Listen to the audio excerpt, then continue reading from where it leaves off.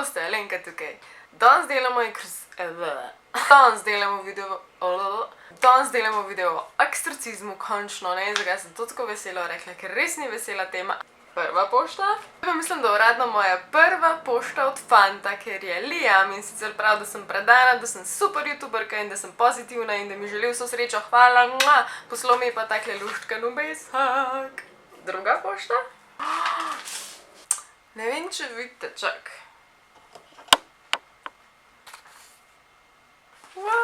Taka je. Kako je dober narisan. Ok, pismo je dolgo, tako da povzetek je, da imam svetovne videe. To sta Leja in Nikolina Roškar, želeli bi kaj o Atlantidi, potopljenem mestu, to še pride definitivno, ali pa o Killer Clownih, to sem pa že nekaj govorila pri serijskih morilcih, tako da pogledajte tisti video. Kateri tvoj video ti je najljubši? Nimam pojma. Zdaj grem kdaj za nazaj gledati tako na hiter in domim občutek, se sploh niso toliko slabi, a ne, ker tako rečem, ful samokritična. Ampak tako, ja, kakšen Titanic mogoče, kakšen bermudski trikotek, taki niso slabi, I guess. Kdo je bil vzornik? Vzornika jih nisem imela, koliko časa ti pa vzame urejanje videov, to je pa, kaj jaz vem, 2-3 ure recimo, ampak samo editing. Najprej naj izpostavim, da je eksorcizem kot tak je še vedno ful velik tabu. Mislite si, ja ni tabu, saj je vsaki grozljivki, saj to skozi gledamo. Ja, ampak kdo dejansko, ki si danes z njemu govoril na ulici ali pa tvojih najbližjih ali pa starših ali pa kdorkoli je to omenil v vsakdanjemu življenju. Recimo, da naj bi obstajalo, ampak to dejansko govori o tem. Vem je, kako ljudje različno portretiramo to zadevo. Eni so prepričani, da so to take banalne stvari, naprimer to, da človek dobi raka, ali pa to, da se človeku malo zmeša, ali pa to, da je nekdo malo histeričen, ali pa razne bolezni, ali pa spori v družini, ali pa nasilje v družini. Eni mislijo, da so to demoni, eni to mislijo, da so zli duhovi, ki so se v nas naselili. Spet drugi so pa prepričani, da je to tista filmska varianta, torej tisto, kar mi vidimo v filmih in da ne bi bilo to tist pravi pomen eksorcizma.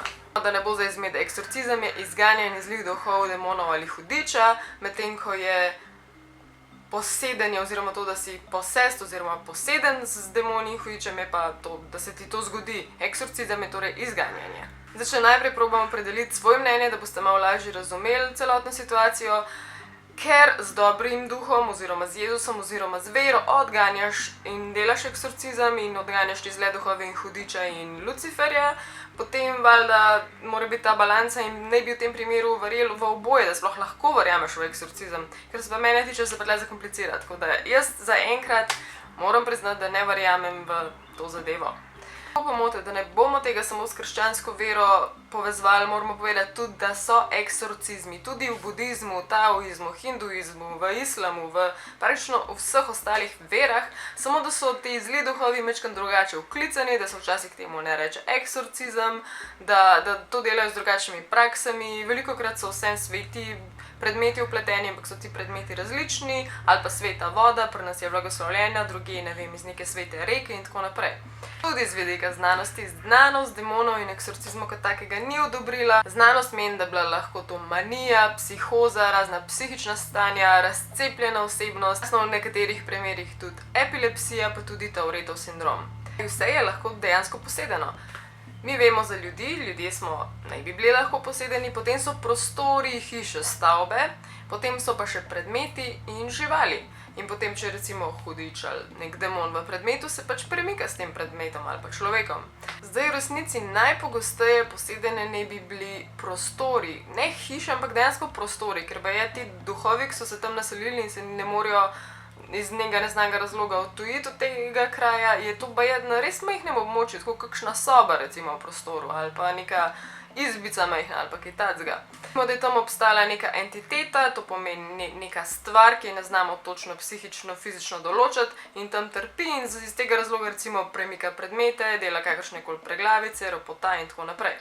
Sem pa tekom raziskovanja zasledila en zanimiv primer in sicer primer otroka avtista. Avtisti so pač tisti otroci, ki ne čutijo, ne morejo izražati čustev ali pa saj do določene mere, veliko manj kot mi normalni ljudje in naprimer niso sposobni zaigrati čustev ali pa se iti nekih mentalnih igr z drugimi starši in tako naprej. In recimo ta otrok avtist je imel nenormalen hud strah pred svojo lastno hišo in je kričal in vpil in je bil ves razjarjen. Vsakič, ko je prišel na dvorišče te hiše in vsakič, ko je bil v tej hiši, je jokal v nedogled toliko, da se ni utrudil. Torej ga je nekaj na smrt prestrašil, ves čas je nekaj kazal, noben drug tega ni videl, tako da on tega ni mogel zaigrati, tako da to je en zanimiv primer tega, da mogoče nekaj na tem je. S tem, da so tudi zdravniki okrog njega in psihiatri potrdili, da je razen avtizma iz njemu vse v redu. Kar se pa tudi tiče njegove mami in babice, je pa babica tudi se zbujala s praskami, kar se pa pogosto dogaja v primeru prisotnosti demonov. Naslednji primer je majčkeno neprijeten za gledati, tako da zdaj to sekundo ustavite, če nočete tega videti, ali pa prevrte 30 sekund naprej v glavnem. To je primer moškega, ki naj bi bil tudi poseden. Zakaj? Zaradi tega, ker je v resnici tukaj na tej sliki ustreljen v glavo, v brz. Mislim, da sem nekam, tam se vidi. In hodi na ta način in je upognjen na ta način, da je to nenormalno in netipično za zdravega človeka, tako da ali gre za neko visoko dozo adrenalina in drog, ali pa je to spet en primer mogoče posedenosti. Zdaj, ker sem brala intervjuje s tistimi, ki so danes dejansko kao izganjalci hudičev oziroma uradni eksorcisti, pravijo, da demon teži k temu, da se naveže na to osebo, na to stvar. Če se ti na nek način upiraš in če nisi odprt za te zadeve, se potem tudi oni nazaj borijo in zaradi tega pride do raznih nemirov, do raznih prask na telesu, do nasilja tega. Zanimivo naj bi bilo to, da imamo bolj verne in manj verne ljudi, ampak baje v tem primeru ti vera čisto nič ne pomaga, dovzetnost je zelo nepredvidljiva, kdo je tisti, ki bo dejansko žrtev teh demonov.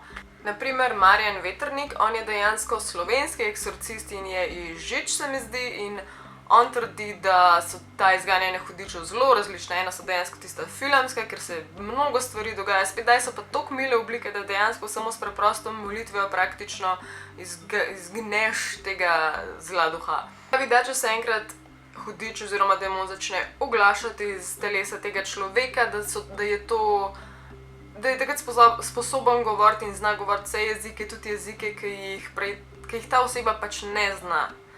A veste, kjerega eksorcista pa ne maramo? Ne maramo Gabriela Amorta, on je sicer direkt iz Rima, ta človek. Veste, kaj je on izjavil?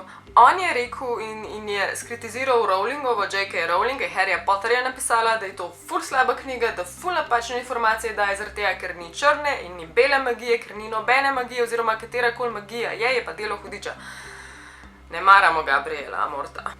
Ok, še par zanimivih primerov. In sicer en primer je iz filma The Exorcist. Ta film je res znan, ne vem, ste ga že gledali, sicer je not dekle glavna akterka, medtem ko je posneto po resnični zgodbi fantka, ki ga je pa obsedel demon Pazuzu. Pazuzu je bil pa iz asirske in babilonske mitologije v bistvu kralj demonov. Medtem ko grozljivka The Ride, ne vem, če ste gledali, ta je tudi top, Anthony Hopkins, pa govori, da mislim, da o najbolj slavnem ameriškem eksorcistu, in sicer Father Gary Thomas. In kvot noter je ful dober, kar reče Anthony Hopkins. Smešen je, ko vsi skeptiki ves čas iščemo potrdilo, da je to resnično. Kva hudiča bi naredili, če bi dobili ta dokaz? En primer je primer tega moškega, in sicer njegovo ime je Michael Taylor in on je bil preprosti angleški gospodič, ki je svojo ženo tam preživljal čas, vse je bilo super, ampak kar naenkrat se je začel obnašati totalno nenavadno, njegova žena je to ugotovila in je postal strah, pač odpeljala ga je do ene skupine duhovnikov in takrat naj bi že prišlo do tega, by the way, to so resnični primeri, in on naj bi takrat napadel te duhovnike. Potem se pa to nadaljevalo v to smer, da so pripeljali te prave eksorciste in te eksorcisti naj bi takrat iz njega odgnali 40 demonov, 40 zlih duhov. Ampak le se zgodba še ne konča, v bistvu se stopnjuje, in sicer ta moški je potem šel domov k svoji ženi in jo je ubil na zelo krut način, in sicer je spraskal in oči in odtrgal jezik in skoraj odtrgal cel obraz navsezadnje, tako da ja, potem so ga pa našli golega sred ulice. Zdaj pri vseh teh hujših primerih, teh filmskih pa teh, ki jih mi poznamo, pa teh resničnih, ki jih ponovadi obravnavajo, gre tudi tako, da gre za tista huda metanja po sobi, kao če si obseden, da boš pa levitiral, boš kar v zraku, ali pa te bo nekaj vrglo čez celo sobo, ali pa se boš popolnoma zvil, ali pa ti v polomil ude, ali pa ti uničil cel telo praktično, ali pa boš imel glas tak ful globok, ali pa živalski, ali pa In so ponovadi te prave eksorcistične prakse veliko bolj umirjene, sočasih se vse zaključi samo molitvijo. To je to za danes, upam, da ste uživali. Jaz grem zdaj na morje, dejansko jutro. Tako da to sem zdaj strgala čas za ta video. Hvala, ker ste gledali, rada vas vam, aj čau.